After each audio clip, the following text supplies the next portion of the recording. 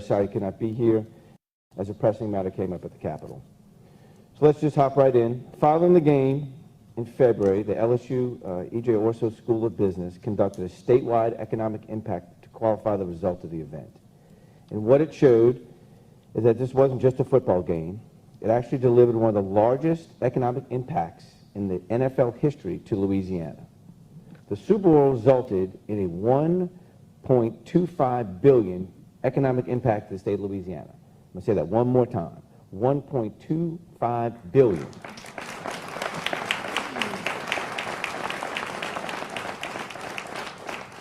That's the second most financially impactful Super Bowl of all time and more than doubles the impact of the 2013 Super Bowl.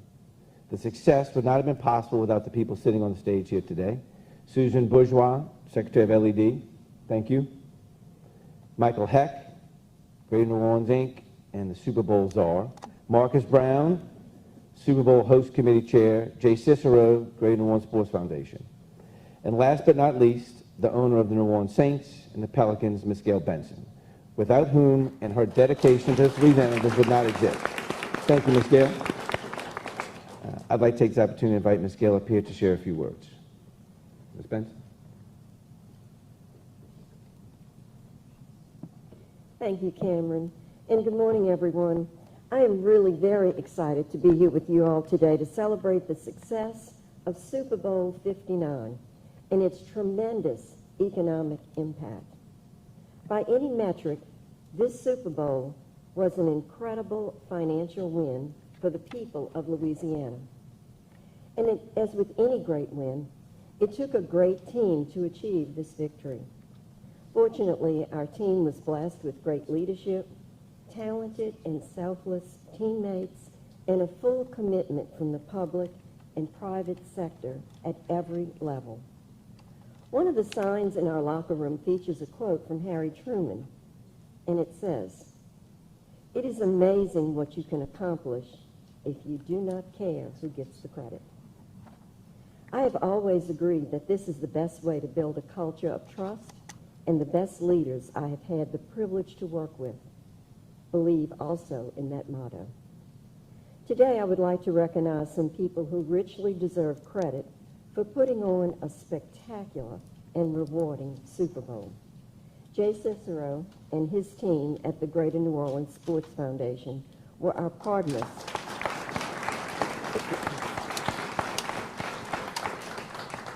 They were our partners in bringing this event to New Orleans, managing and inspiring the thousands of volunteers, putting on events and working around the clock with the NFL to make this the best Super Bowl in history.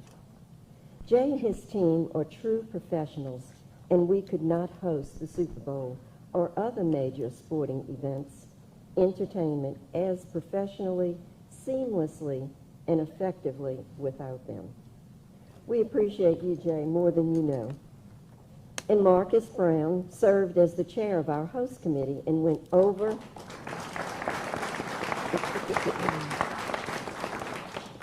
Marcus went over and above in giving his time and talent to leading our group over the years leading into hosting.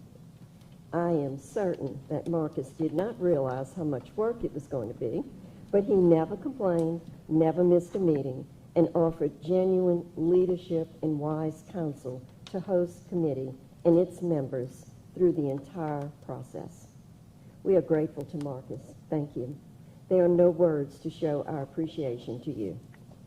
As I said earlier, the Super Bowl was such an incredible success because the full commitment, cooperation, and coordination of effort of the public and private sector.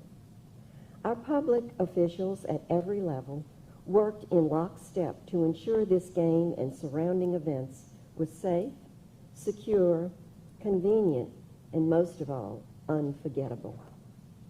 Governor Landry displayed great leadership in committing state resources to tackle and compete critical infrastructure repairs and improvements that not only allowed us to be a successful host, but will benefit our residents and visitors for many years to come. In addition, despite this event taking place just weeks after the New Year's terrorist attack, Governor Landry promised these events would be safe and delivered every health and safety resource at his disposal to keep that promise. My sincere thank you to Governor Landry, and I'm so sorry he couldn't be with us. And I thank you all for the thousands of law enforcement personnel and all those in your administration who kept everyone who participated safe and secure. I would also like to thank and acknowledge our local government leaders in New Orleans, Jefferson, and surrounding parishes for working in such a coordinated and cooperative manner. The communication and complete commitment from government at every level was a model for future hosts and proof, once again, that nobody puts on big events better than we do. I wish to also thank Mayor LaToya Cantrell, President Cynthia Lee Shin, the New Orleans City Council, Jefferson Council, Superintendent Ann Kirkpatrick, Sheriff Joe Lapinto, and members of their team for their tireless and much appreciated work. I would also like to recognize Michael Heck, CEO of GNO, for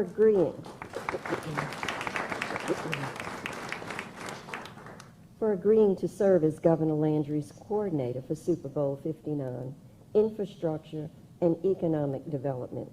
Thank you, Michael, for taking on such a demanding role and performing a difficult task so successfully. And most importantly, I would like to thank the people of Louisiana for doing what we do best, provide the greatest hospitality in the world in an exuberant, authentic way that is truly what made Super Bowl 59 so unforgettable for the tens of thousands of visitors who experienced the week. From the thousands of host committee volunteers to every hotel, restaurant, airport team members, it is the citizens of New Orleans and Louisiana who are most responsible for the success of this event. I am proud to be considered one of you and humbled by your love and service to our great community. As we celebrate the economic legacy and impact of Super Bowl, let us also remember an even more important legacy of hosting one of the world's largest events. That legacy is a reminder of what we are capable of as a city, state, and people when we come together in a common cause. We take great pride that on any given Saints game day, we are unifying people to come together. The benefits of having an NFL team in New Orleans and an NBA team are clearly on display here today because without the team, there is no Super Bowl. And today, we announce a record $1.25 billion in statewide economic impact.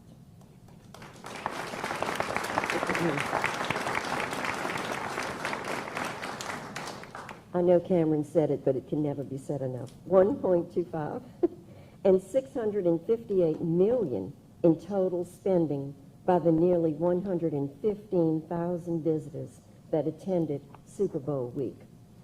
Add to that a staggering $82 million was generated in state and local tax revenue from hosting the game.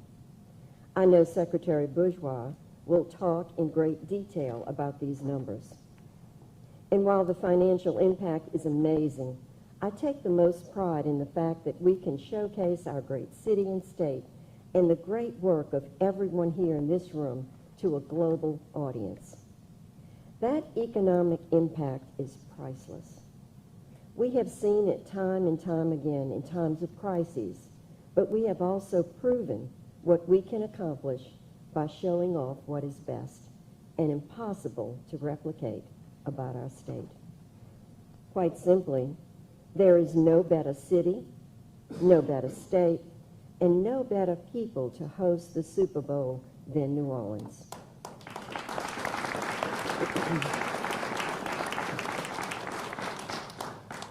That is why I'm honored to report that we have already begun work with the partners you see here today on securing our next Super Bowl in the not-too-distant future.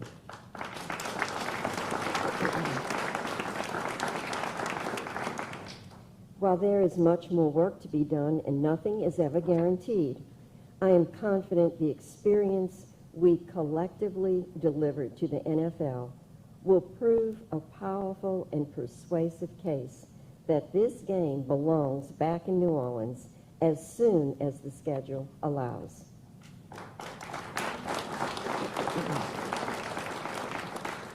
I will continue to be our biggest supporter to the commissioner and other NFL owners, knowing that we have the incredible leadership with Governor Landry and his complete dedication to making the next Super Bowl bigger and better.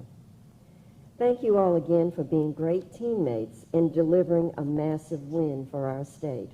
Now, let's go do it again. Thank you.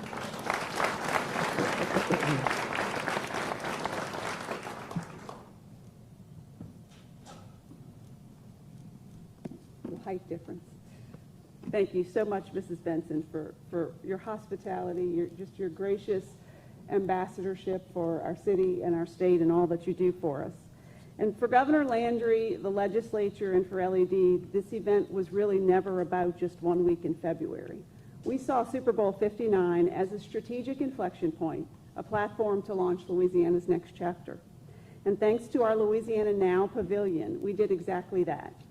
Throughout Super Bowl week, over 4,000 business leaders, investors, and innovators visited this multifaceted space.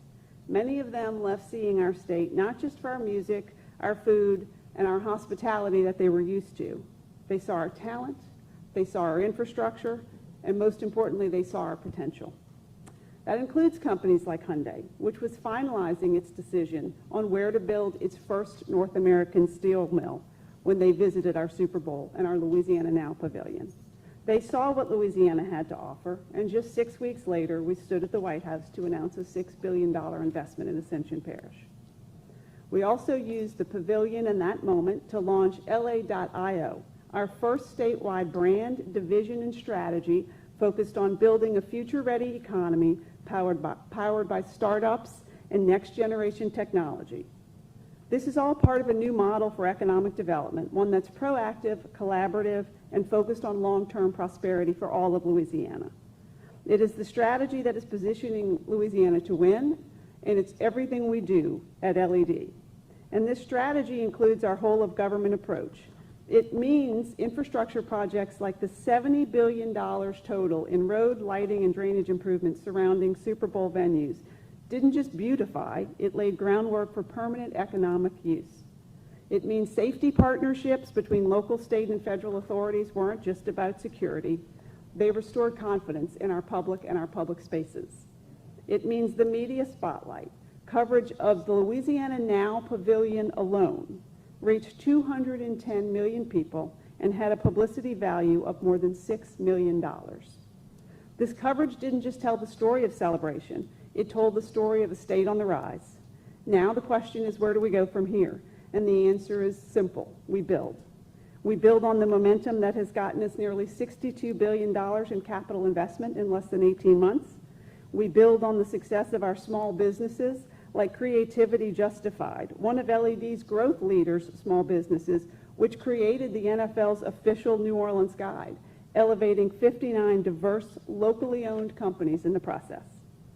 We build on the fact that our project pipeline at LED right now is up 500% since Governor Landry took office.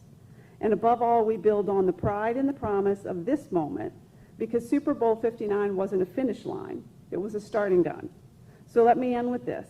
To Governor Landry, this initiative would not have been possible without his leadership.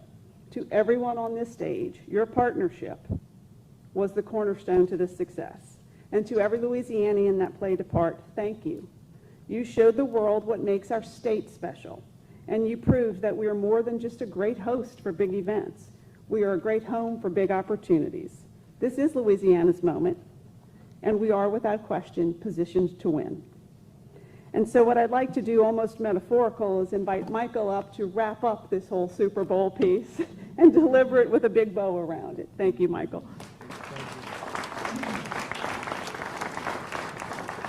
Thank you, Susan, and it's great to be here this morning with with so many friends and really with the team that literally and operationally made this happen. It's awesome to be back together again.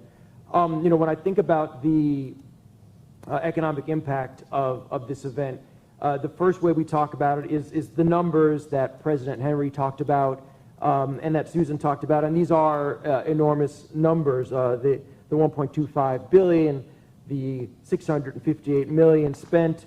I think the one that actually is the most important to our state, and it kind of gets buried, but it's a headline of 83 million in new state tax revenue and local tax revenue. Those are the funds that we're using to build our schools and our roads and pay for our public services.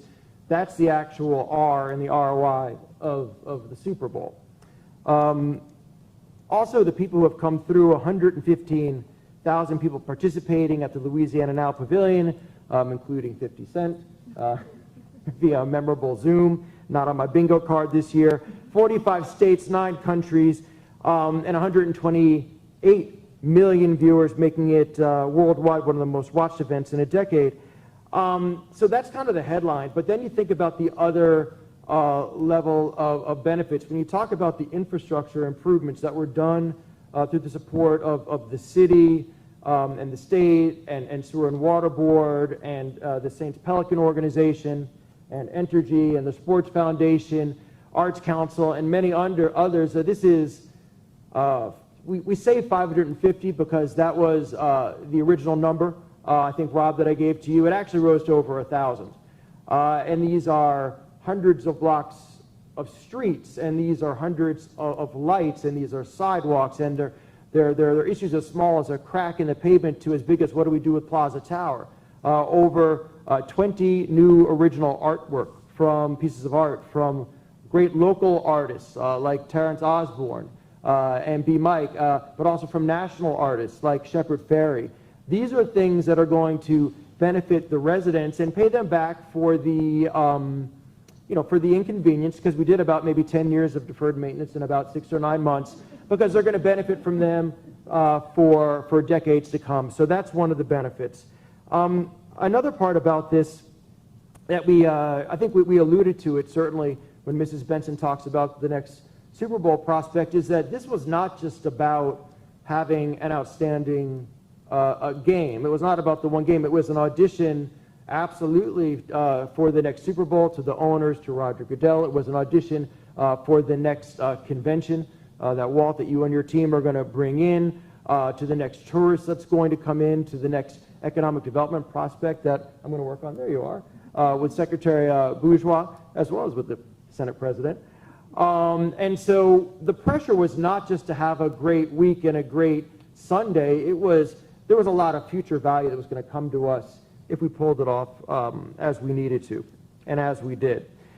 But finally, and this is the part that is most frustrating when we talk about the value of doing something like this, and particularly when people say, oh, how much did you spend on it, and what's the return, and they're looking at it in a very singular way. One of the lines that I appreciate most that comes from Governor Landry and his leadership and from Secretary Bourgeois is this need of us to change the narrative, change the way people think about and talk about New Orleans and the region and the state. And what people saw in person and the over 100 million saw globally was a city that looked great, that felt safe, that felt great, that smelled great. It's true, and it's noticed, and I think it was best summed up, I don't know if he's here, but by Jeff Duncan, the sports writer, had this incredibly majestic quote. He said, "The city never looked so beautiful, its landmarks so majestic. The cathedral, the Sanger, and the Dome were all resplendent. Downtown blazed to life like a Pixar movie. We should all take a bow." And so I'm here today with enormous gratitude to everybody here that created economic benefit to the state on so many, many levels and for so many years to come. It was the honor of a lifetime. It was a thrill. It was a lot of fun. And looking back on it now with the benefit of time, I think there's a real sense of pride for what we did. So we should all take a bow. So thank you so much. Thank you, Coach.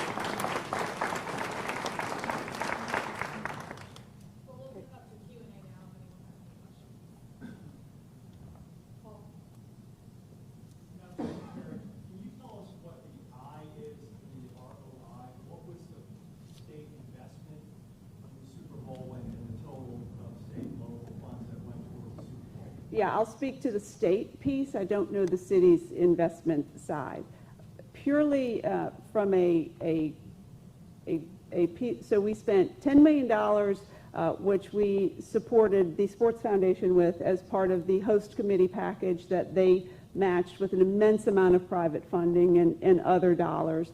And then in the session right before leading up to Michael being asked to be on point with what needed to be done around infrastructure and the work that we were going to do there was an additional $14 million allocated.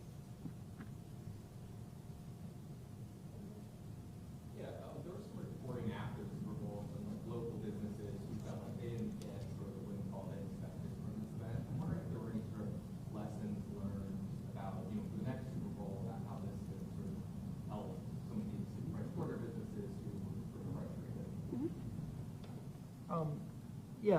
Thanks for that question. Let me first say I'm a recovering small business owner. I was in the restaurant business for a different part of my life, and so I have a lot of sympathy and empathy for what these business owners went through. That said, I think it was Dickie Brennan, one of our great restaurateurs, who had a quote, I'm paraphrasing Dickie, but he said, during the Super Bowl, because there's so many activations and because a lot of them are free or people are going to them, there were some great days and some not so great days, but he kind of echoed what I said, which is that the brand benefit that we're getting from this in terms of the tourists and the future conventions and the future dollars that will come into my restaurants, that is the benefit. You have to look at it holistically. That being said, one of the lessons that we learned in terms of infrastructure, and I give a lot of credit here, particularly to Gilbert Montana, who's here with us today, to Joe Threat, who works with him, to the folks at DOTD, is that when there was a disruption, because let's say there was a barricade blocking somebody's business, they began to learn that they could literally text me, and I would make a phone call, and we'd have it moved if at all possible. So there are going to be disruptions, and I think that what business owners want is responsiveness, and I think we got pretty good at that. I think that's the biggest lesson for the future. Mrs. Benson, obviously none of this happens without the Saints. Can you speak to where we are in terms of a long-term contract with the state right now?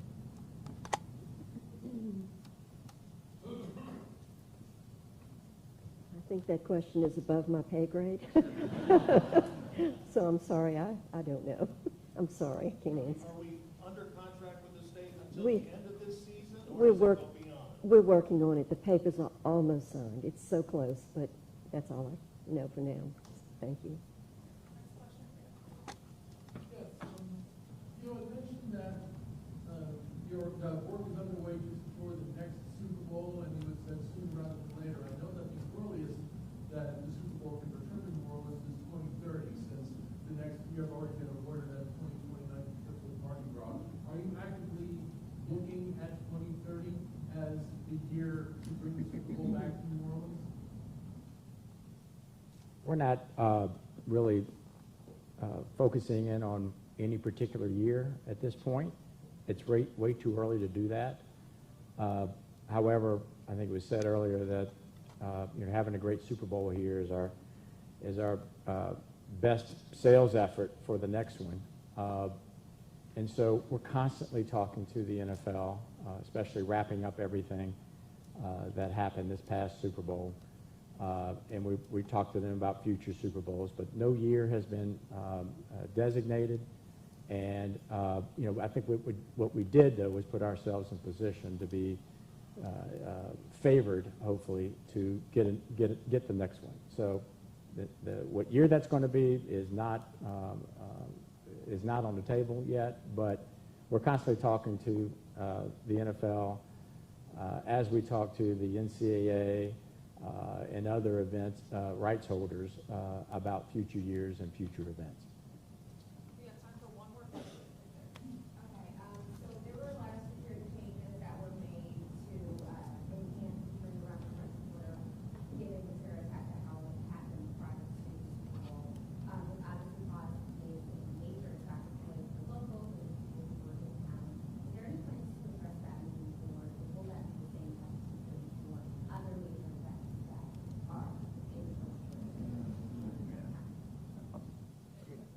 Yeah, I would defer to the city actually on that question. I don't know that I and Mr. J. Yeah, so it certainly is.